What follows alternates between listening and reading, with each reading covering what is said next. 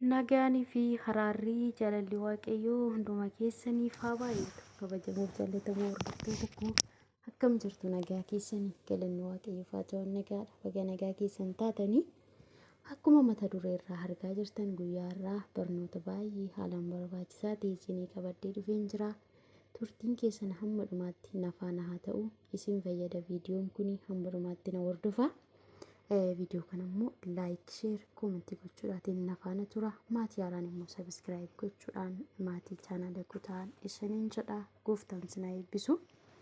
Tole egaa baay'ee barnoonni kun akka nu barbaachisu mata duree irraayyuu argitanii jirtu.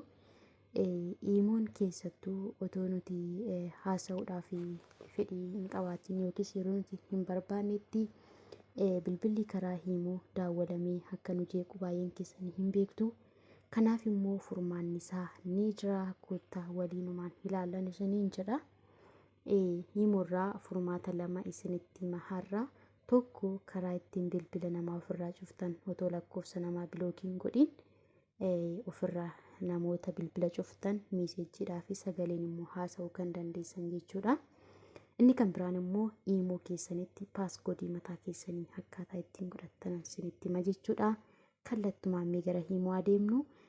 Akkasuma WhatsApp illee akkaataa isiniin ashaaraa harka keessaniitiin cufachuu dandeessan isinittan himaa jechuudha. Amma kallattumaan gara Imoo deemna.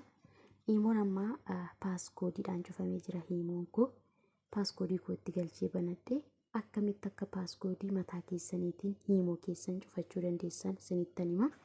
Appilikeeshiniin kamuu paaskoodii mataa isayyuu qabaatee namni miidiyaa keenya seenee waan nuti fayyadamnu ilaaluu hin danda'u jechuudha.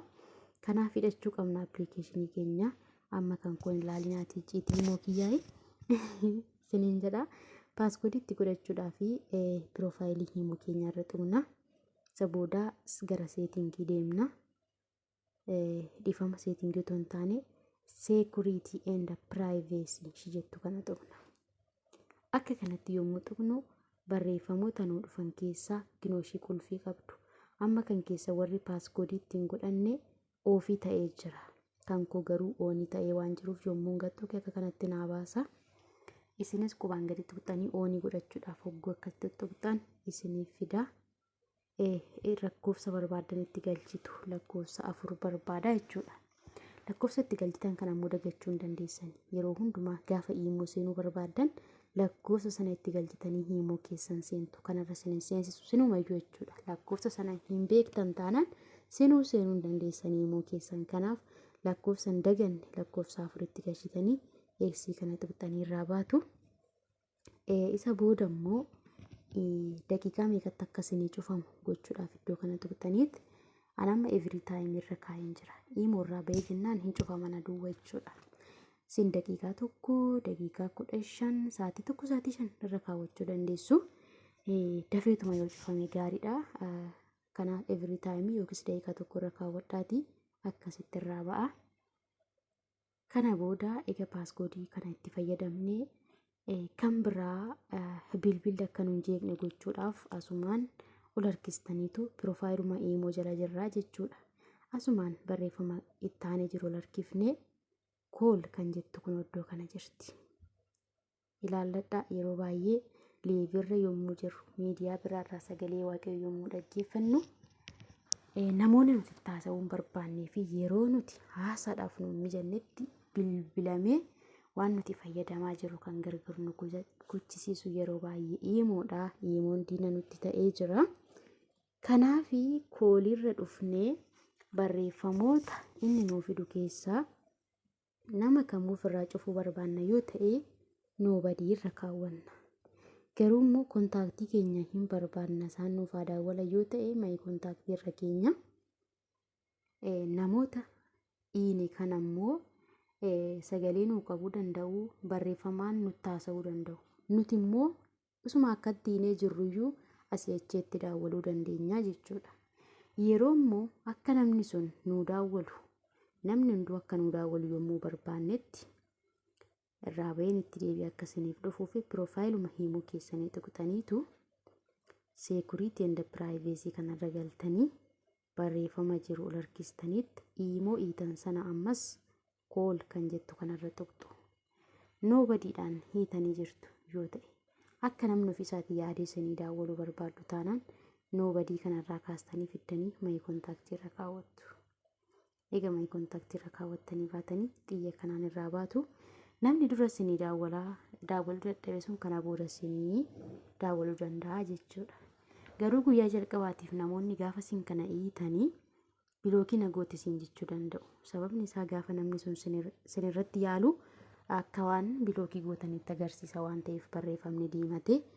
Kanaaf akka bilookii hin goonetti siisteema kana fayyadamuudhaan iimoo keenya haalaan itti fayyadamnuun isiniin jedha.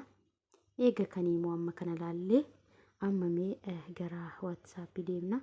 Waatsaappii immoo akka namni guruuppii nuti fayyadamnu illee hin seenneef waatsaappii keenya seenee akka namni nu hin jeeqneef paaskoodii mataa isaatti godhachuu qabna. Laala amma waatsaappii koos namni gadtuqeedhumaaf seenuu hin danda'u. Ashaaraa harka kootiin banamaa jechuudha.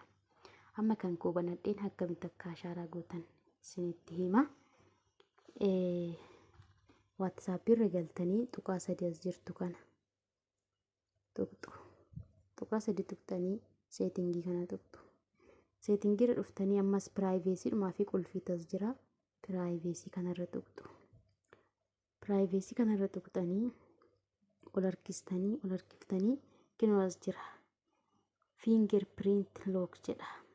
Fiingar piriintii kanarra qubaan gadi tuqxanii yeroo akkamii akka inni cufamus filannoo isinii kennaasitti immideetilii dafee akka cufamu barbaaddu moo after 1 miniitii booda moo daqiiqaa 30 booda isiniin jedha. Kan kun daqiiqaa 1 boodadha. Immideetilii irras kaawwachuu dandeessu. Isa booda akka kanattiin fakkeenyaaf dura cufamee jira yoo ta'e kan keessan cufamee jira waan ta'eef barreeffamni isiniin dhufu fiingar piriintii sanarra yommuu tuqxan kana gadi tuqxanii oonii godhachuu qabdu. Yommuu inni oonii isinii ta'u barreeffama kana hunda isinitti agarsiisa. Eega kana oonii gootanii raawwattanii barreeffama argitan keessaa tokko irra kaawwattanii xiyya kanaan irraa baatu. Kanarra waatsaappii keessan harka keessaniin malee harka nama kamiitiin banamuu hin danda'u jechuudha. Kanasitti fayyadamaa. Gooftaan sinaa eebbisu. Kan kanarraa nafe gaaffii biraa yoo qabaattan akka namni garee keessatti illee haadii isin hin goone akka namni onlaayinii jiraachuu keessan hin laalle hin barbaaddu yoo ta'e natti himaa barreeffamaan viidiyoo itti aanutti isinitti himaa. Itti fayyadamaatii hiriyoota keessaniif immoo sheer godhaa. Viidiyoo itti aanuun hanga wal agarruutti ayyaanaaf eegumsa gooftaa keessanaaf turaa. Eebbifamaa.